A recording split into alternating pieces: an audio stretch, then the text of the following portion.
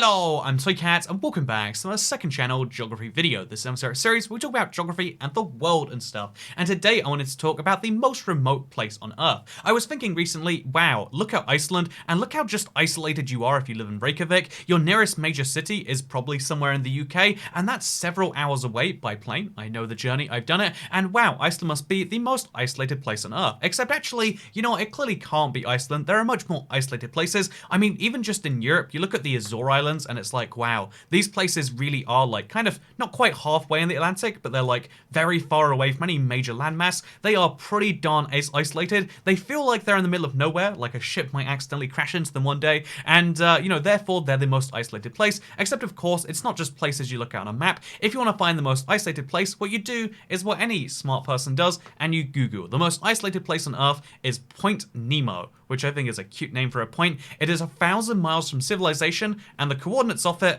are this: 48.452.6 degrees south, 123.3, whatever, you get the point. It's right over here. This is Point Nemo, the most isolated place in the world. If you were placed there right now, you would drown because you're 1,000 kilometers from society. But even if you were placed, if there was a magical island there, you would be an incomprehensible distance away from civilization. Can you notice that I'm zooming right now? You genuinely might not notice that I'm slowly zooming in and out right now, because to get to even see some other point of civilization, you have to go so far out that the map looks like this. This is the distance you have to be from both, it looks like Chile on your right there, and then New Zealand on your left, and maybe Antarctica to your south. Or, I guess indeed, you could find Hangaroa on, oh, is this is an interesting little island, is this? I've heard about this island, but you know, would you like to go here? Neptune Island? Well, I mean, that's an establishment on this island. I bet you would like to, and now you have that option if you go all the way to Point Nemo, which obviously no one can go to.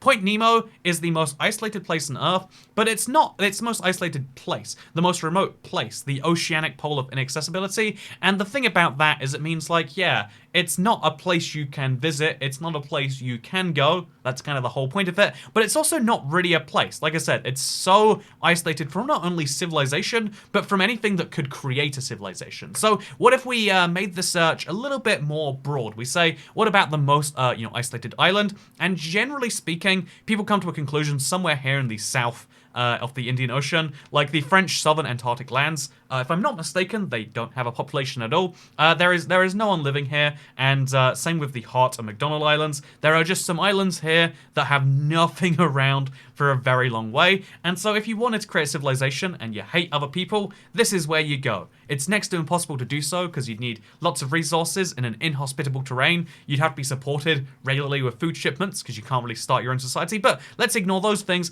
and say this is where you go if you want to impede on France. Honestly, France wouldn't even notice you were there for like many decades, and if they did notice you were there, they probably wouldn't even be that upset about it. Speaking of people who wouldn't be upset about things, we need to therefore talk about people. Like, okay, if you don't want to have a situation where you're invading a country's sovereignty, because all major land masses besides Antarctica are claimed by a country of some form. Obviously, I need to mention that while saying that, there's also this piece of land right here that both Egypt and Sudan claim isn't theirs, but like that's claimed by one of those two countries. They both say, yeah, it's someone, it's just not me, it's the other guy, because they want to claim this thing. But anyway, so there are points in the Earth that is claimed by no one, well, there aren't points on Earth claimed by no one. So if you want to live inside an existing territory, you don't have to support yourself inside of someone else. You don't want to break the law. You want to go somewhere in a legal fashion. Where is the most isolated city? Is the next layer down on this question. So the answer to this one, according to Travel Croc, is the city of Adamstown, which is not officially a city, but it's the capital of an overseas territory of the UK. The Pitcairn Islands, every time I bring this up, I have to be like, wow, this is not only one of the most isolated places, I genuinely have problems finding it sometimes. Seriously, look at the isolation of Adamstown from not only the rest of the Pitcairn Islands, but also like the world. French Polynesia is just about over there. It takes multiple weeks to get here by boat if you're lucky. It's a whole nightmare getting on and off the island. There are no flights to anywhere nearby, and yeah, it's really weird to me that anyone even put these places on Google Maps. Like, I guess they did though. There's a Donburi restaurant I hear it's very good. Andy Pizza is pretty good, but it's got some competition now. I guess there's like some meme to make Andy's Pizza the best place on the island. It's got 343 reviews. That's great. That's very funny. But yeah, basically, this is Adamstown. It is an island of 47 people. Is that correct? Let's triple check ourselves. An island of 56 people now. Oh, that's different than the number I had. 56 people live on in this little town. And it is technically a capital, so you could argue capital city. If you don't want to go with that, what about Supai in Arizona? How have they even ordered this list? This is just 10 random places. But yeah, basically, there's lots of isolated cities. But the thing is, also, Socotra is not a city. You know, you can't go with 10 most remote cities and then just name an entire island. By the way, Socotra is one of those weird... I've never mentioned it on this channel before, so I want to give it some attention. Because if you want to count like an island as a whole that has cities on it or has civilization on it, Socotra is one of those crazy weird islands to look at. It is technically a part of Yemen, but like via this really weird, like, Yemen's not doing so great right now as it is, but like you can see how it's like a basically self-governing little area that's very separate geologically, as well as like, honestly, in terms of transport too, you can get trapped on this island if there are storms and the boats can't go back and forth. So that's kind of weird. That's kind of wacky. And also, you can see looking, apparently they have an airport. Is it available for commercial flights? I feel like it's not based. Oh, it is an international airport.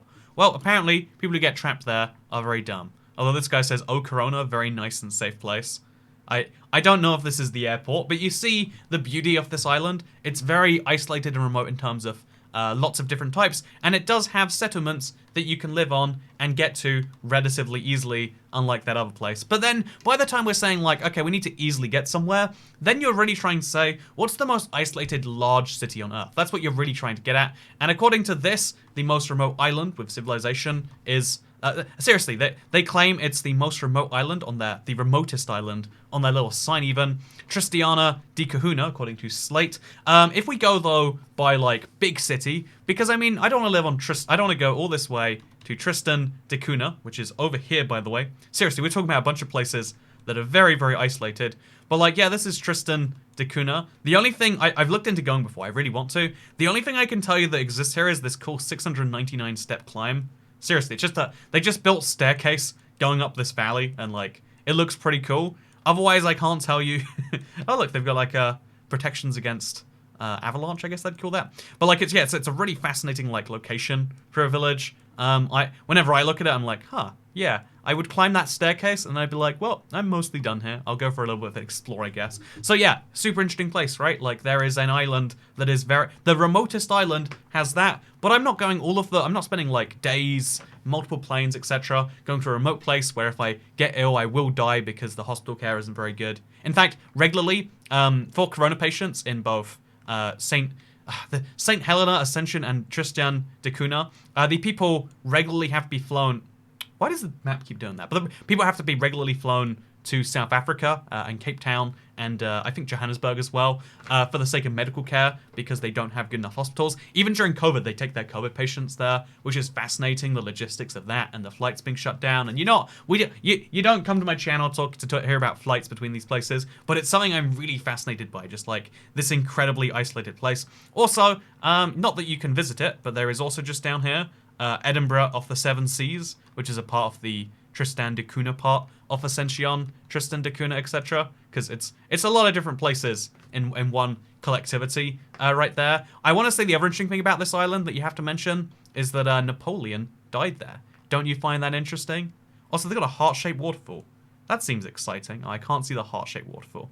I'll just look. We'll settle for this sideways picture of a road instead. See, it looks so British. Like, it's so bizarre to me. Like, this is a British overseas territory. This is inside of my country right now. This is as British as London is. I mean, it's not, but it is, officially. They've got a rifle club and a Prince's Lodge and Richard's Travel Lodge, High Knoll Fort. Like, there's so many great... A Solomon's Supermarket and Joshy's. Solomon's Bakery. Wow, the guy owns 2 different places, one on each side of the street. Isn't that wonderful? Man, why is this all slanted? Yeah, his bakery and his restaurant. Oh, it's maybe the terrain is just this slanted. Maybe like because they're on the side of the Earth. You know how Australians are basically falling off the Earth because they're upside down. Maybe when you're on the side of the Earth, everything's just slanted and you don't realize it. That's definitely the explanation I think is valid here. Anyway, by the way, this video is sponsored, I have to mention, by me. Hey, would you like to help me out? You know how I did that little editing, open appeal to viewers who wanted to potentially edit like a more serious style thing? I wanted to say two things about that. One, you know this dumb series where we talk around the world? A lot of people were worried that by making things like, again, by actually having an editor and actually doing things to increase production quality on the channel, we'd lose the charm of just a guy scrolling through maps. And I thought it was so interesting that people said there was a charm. Again, to me, this is just the lazy series I have a lot of fun doing, and I'm shocked that anyone enjoys that. But a lot of people sent me emails being like, hey, are you, please, I like the idea if you're doing something better, but also I like what you're doing now. You don't need an editor. I want to say, don't worry, Geography of Toycat, the series where we lazily scroll Google Maps, don't you worry, this is staying in one place. But this is an addition to that. And if you want to help me work out the best of the 3 editors that I think have done the best jobs with what I gave them, I'll link down below a video with 1, 2, 3. I've blind listed them, so you won't know who is who. Not that you know these people, but just so you don't have any particular opinions. There is Blank Person, there's Dog, and there's Salad Cream. So leave in the comments of that video, if you click the description, you'll find an unlisted video where 3 people edited basically the same clip. Go to, type in the comments and let me know which your favorite one is. I'm not going to be basing it on your comments because I think it should be mostly about how well they can work, etc. But I want to know what you think is the best because there's 3 really good edits and I like all 3 of them, but I can't decide, so I want your help to help me realize what I like more. And so that said, the most isolated island is St. Tristan, it is St. Helena, Ascension, and the Tristan da Cunha. Actually, I think this is St. Helena. Yeah, this isn't Ascension. Ascension is, is this Ascension? This might, yeah, this is Ascension. I think this is where Napoleon died. How embarrassing of me. Can't believe I said the wrong fact. See, this is the level of research we do on this channel. It is top-notch. Speaking of top-notch, so while we're talking about this, like, you don't want to actually live there. Like, sure, this is technically a part of the UK. Technically speaking, if I lived here, oh my god, what is the map doing? Technically speaking, if I lived here, I'd be living in the UK, but also it's isolated and I don't want to. I like big cities, so where should I live then? Well, one option, right, is to use the largest cities in the Earth. We can go with here are the top 100 most populated cities. Wow, it's from a recent video, isn't it? And if you look at the top 100, the most isolated of these, weirdly enough, like, the most isolated are, like, if you look right here, Melbourne and Sydney, right behind me. I'm sorry, my green screen skills, not very good. You know what we're gonna do? We're gonna magically, wait, we can do this, No, I can't do this. Over here, yeah, now you can see it. But the most isolated place I'd probably say is over here. If you look right there, that is the most isolated dot from any other dot. There are lots of dots that are very isolated from each other, but close to each other. Again, like the Melbourne-Sydney example. There's also, if you look over here, if I'm not mistaken, that is Khartoum in Sudan. I don't know how you say it. Khartoum sounds about right to me.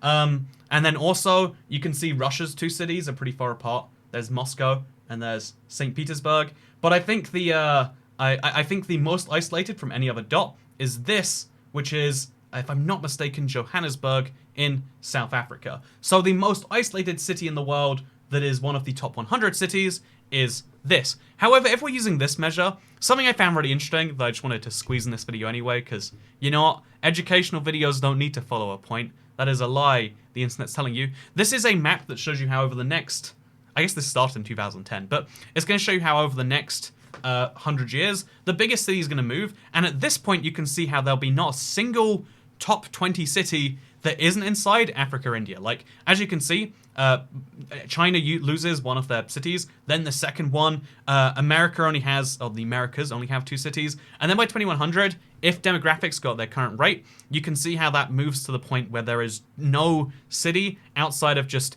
Africa and the Indian subcontinent. So that is also Manila, which is interesting too. But like, you can see how interesting that is, in my opinion.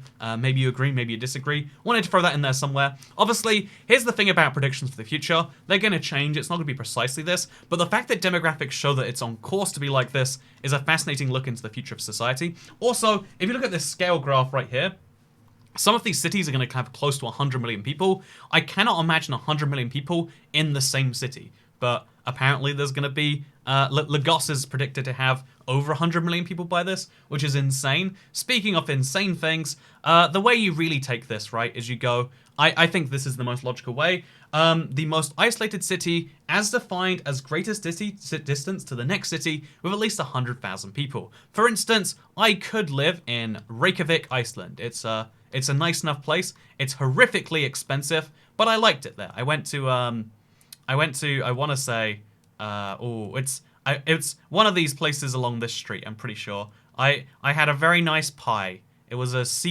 fisherman's pie, I think it was called. I think it was in this building. You know what? That looks correct enough to me.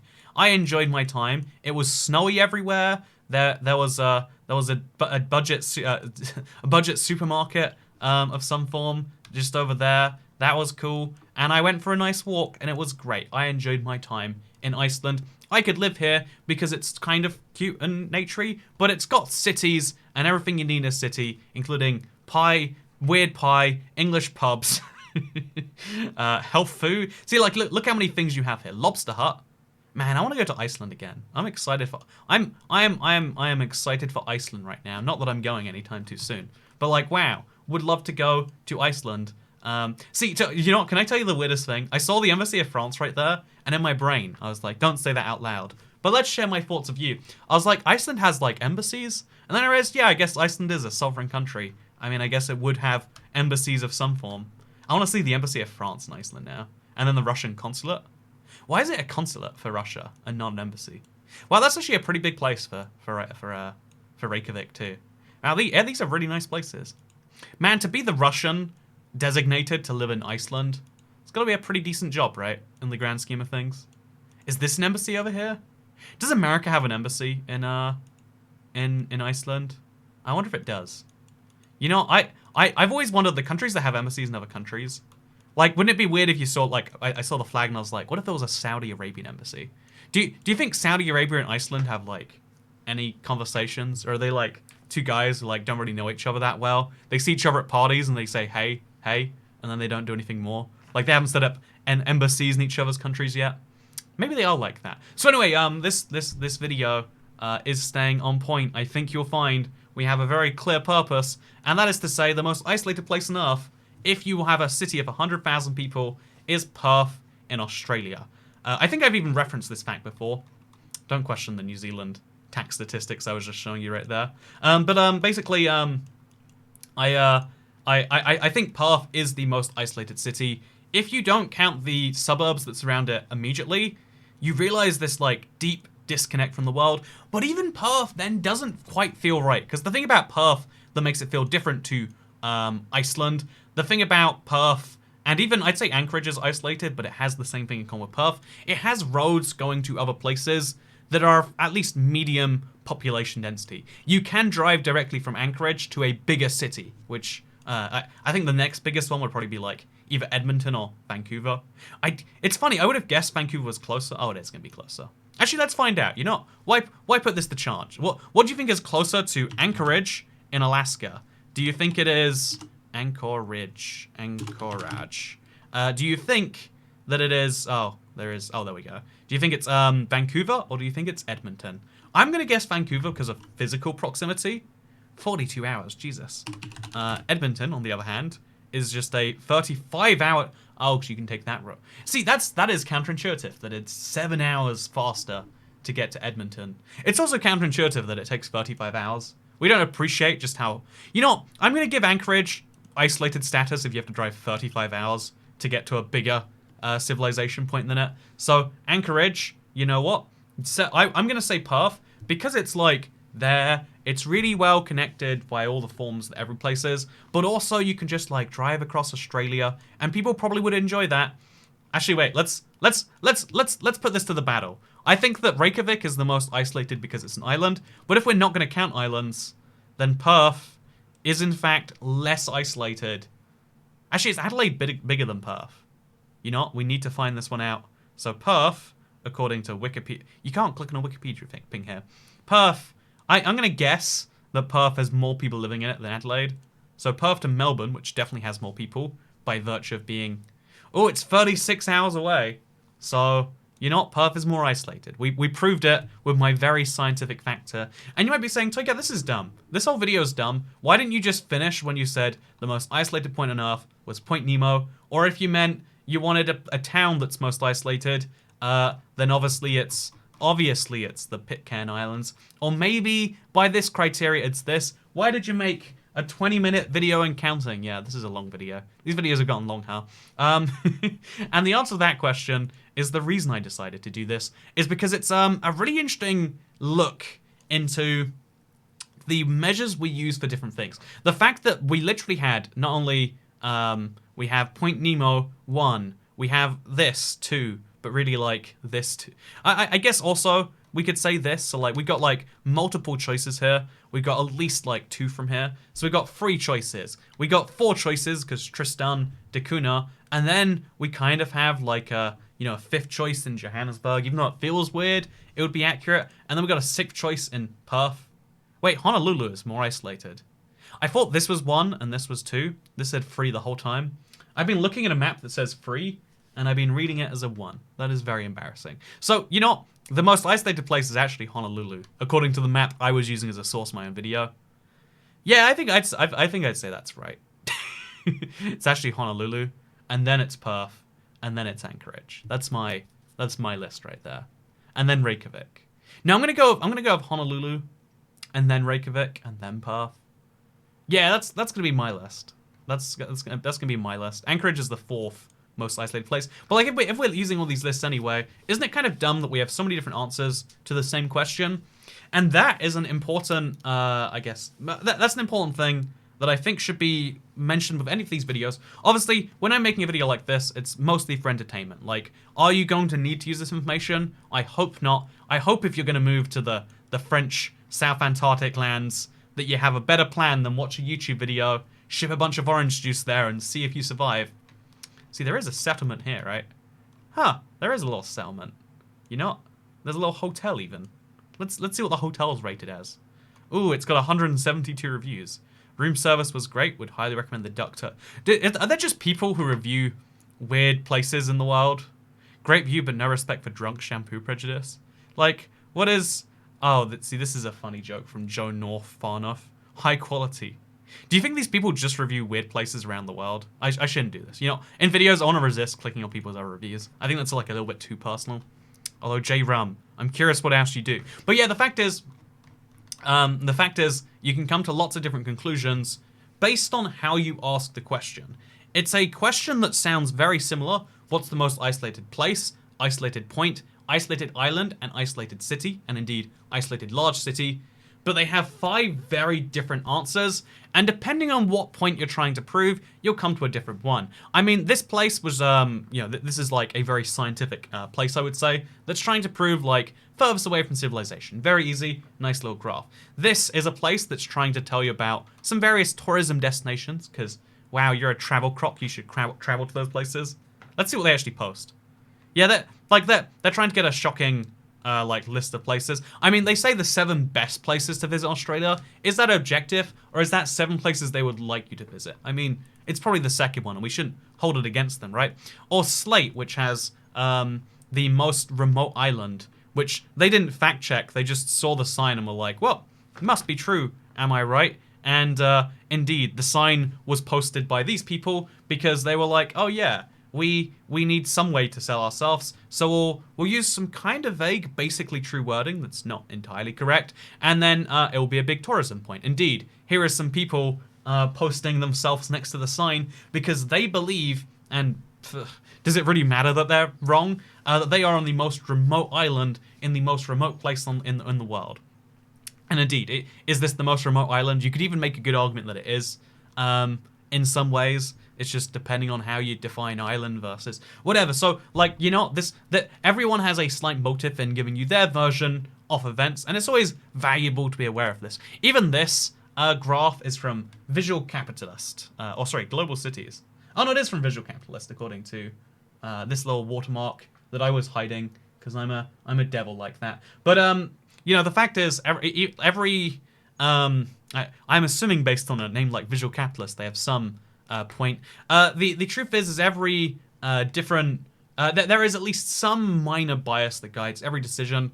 And sometimes it's not minor biases, sometimes it's big ones. If this video taught you anything, having lots of different answers to the same question is true for lots of questions in life. And an example that came to me recently, because I was working on a third channel video about, it was about like how wealthy you need to be in the 1% in the UK. And so one of the most interesting things that I found is this right here, which is, as you can see, proof that the richest households in the UK are getting richer at the expense of other ones. This is a graph used by the left-leaning party in the UK, or it was used in the 2017 election, I want to say, so it's old. I'm not making a political point. I'm just trying to say, they wanted to say, hey, things have never been so unfair. Although actually, it looks like it's gotten less unfair since 1989 on this graph, right? Am I correct about that? But anyway, they were trying to say things have never been so unfair. So like but then you look into, for instance, this graph, and you can see the top 10% of the UK have gone significantly less wealthy over the last 100 years. If we go to the top 1%, because it's always the 1% in politics, right? That's actually gone down significantly. And this, again, this is like Graphs 101. Where you crop a graph tells you so many interesting things. Obviously, this graph, like how you even measure the top 1% is very hard to work out. But like this graph, for instance, if we zoom in 1 trillion times, look how great wealth inequality is done from 1915 to today. If we only use those 2 points, it's gone down exclusively. If you just use this point on the graph, you can see like, oh, from 1985 to today, wealth inequality has gone up. That means we've got to address it. We're in a terrible state where this is going out of control. I mean, again, if you crop the graph to enough of a point, actually we need to still zoom in even more to make that point. Look how out of control it is. It's gone up like a bit. we could make a graph better than that. But like again, if you're trying to be like, yep, it's gone mostly down, use this. If you're trying to get as far as data goes, you'll say something like this. There are lots of different ways you can point to the same graph, and there's lots of different conclusions you can make, even with this same thing right here. Like, oh yeah, actually, we had a point where the top 1%, they have more than 1% of the wealth. They had at one point more than 60% of the wealth. Their share had fallen, right? And that was going good. That stopped somewhere in the 80s. It aligns with the Thatcher era. Ooh, if you want to get political there. Why is it that not only did it stay roughly equal for her premiership, but it's gone up even in the left-wing governments and under the other governments we've had since then? What's the scoop with that, huh? Do we want it to be falling again? Is where we are now a fair place to be?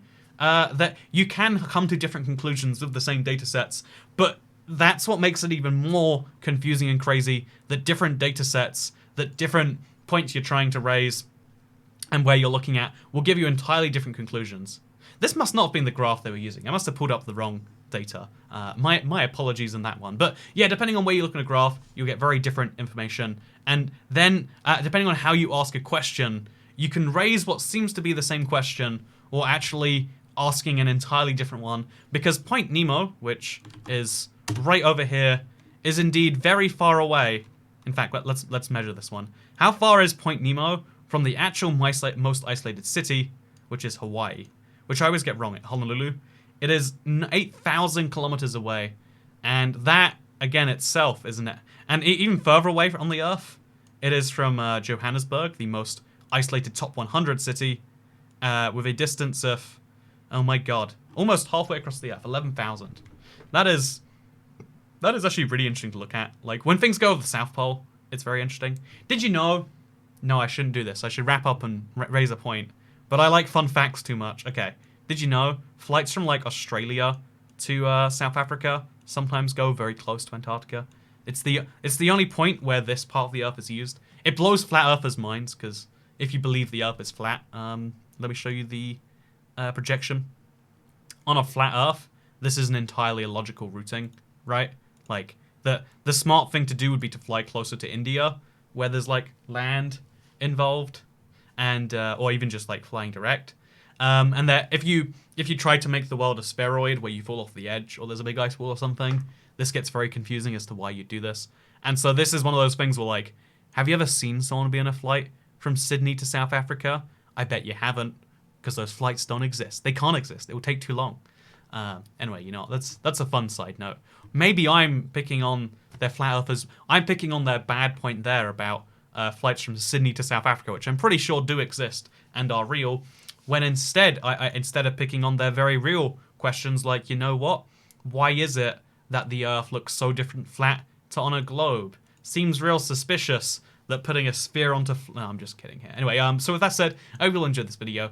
If you liked it, then, you know, go check out my sponsor, my own video from some editors, and leave some feedback on any one of the three. And also, just remember that data... more data is generally a good thing. You can sometimes get lost in the noise, but knowing how to ask a question is a hard one. And that's why certain parts of the question, you know, like what is a city? What is a mega city? What is a top 100 city? What is a major city? Are very hard questions to answer that you can answer however you want. And that is something you might not have known and that you might have enjoyed learning about. Yeah, this is things you didn't need to know. The series. I hope you enjoyed, and this video wasn't meant to be 31 minutes, but I'll see you all next time. Goodbye.